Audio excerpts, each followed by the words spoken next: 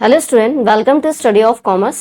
तो जैसा कि आपको पता ही है कि मैंने एक प्लेलिस्ट क्रिएट की है जिसमें मैं आपको इकोनॉमिक्स बेसिक्स से पढ़ा रही हूँ।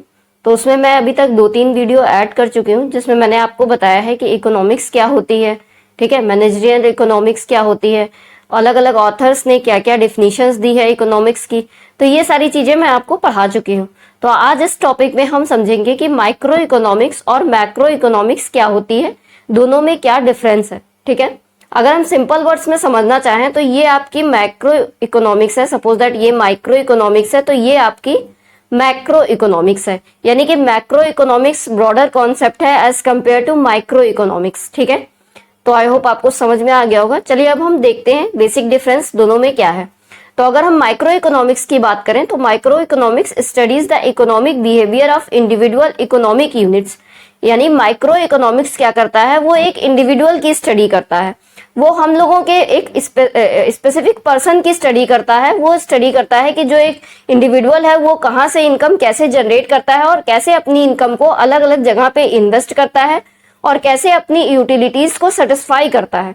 ठीक है, वो हमारा माइक्रो इकोनॉमिक्स में आ जाता है। अगर हम मैक्रो इकोनॉमिक्स की बात करें तो ये deals with the functioning of the economy as a whole.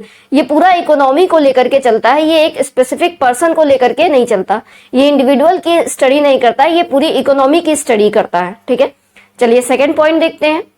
Second point क्या कह रहा है कि deals with house hold and firms decision. अगर हम माइक्रो इकोनॉमिक्स की बात करें तो वो एक इंडिविजुअल को लेके चलता है, तो वो हाउस होल्ड्स की डीलिंग को देखता है, ठीक है, फर्म्स के डिसीजन को देखता है। Micro economics is concern with how the individual consumer distributes his income. ठीक है, तो जैसा कि मैंने आपको बताया है कि ये स्टडी ये करता है कि एक इंडिविजुअल कंज्यूमर अपनी इनकम को कैसे डिस्ट्रीब्यूट करता है, कैसे प्रोडक्ट और सर्विसेज खरीदता है और अपनी यूटिलिटी को मैक्सिमाइज करता है। ये हमारा माइक्रो इकोनॉमिक्स में आ जाता है। और अगर हम मैक्रो इकोनॉमिक्स की बात करें तो it deals with the broad economic issues. ये इकोनॉमिक इश्यूज पे डिस्कस करता है या उनकी डीलिंग करता है, यानी अनएम्प्लॉयमेंट की चर्चा करता है, एम्प्लॉयमेंट पे फोकस करता है, ठीक है, अपने पॉपुलेशन पे फोकस करता है। तो ये ब्रॉडर कॉन्सेप्ट को लेकर के चलता है। तो ये आपके सच एज फुल एम्प्लॉयमेंट की बात करता है, अनएम्प्लॉयमेंट की बात करता है, कैपेसिटी और अंडर कैपेसिटी प्रोडक्शन की बात करता है, लो और हाई रेट ऑफ ग्रोथ की बात करता है, इन्फ्लेशन डिफ्लेशन की बात करता है मैक्रो इकोनॉमिक्स। अब माइक्रो इकोनॉमिक्स में जो नेक्स्ट पॉइंट है वो कह रहा है कि स्टडीज इंडिविजुअल प्राइसेस।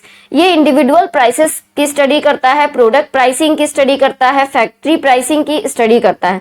लेकिन अगर हम उसकी बात करें मैक्रो इकोनॉमिक्स की, वो पूरे नेशनल इनकम की स्टडी करता है।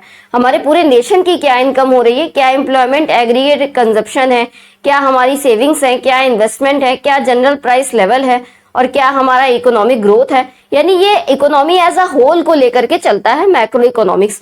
तो माइक्रो इकोनॉमिक्स मैक्रो इकोनॉमिक्स का एक छोटा सा हिस्सा होता है। ठीक है, आगे देखते हैं। आगे कह रहा है analyses demand and supply of goods. तो ये गुड्स की डिमांड और सप्लाई को एनालाइज करता है। लेकिन अगर हम माइक्रो इकोनॉमिक्स की बात करें तो ये analyses total employment in the economy.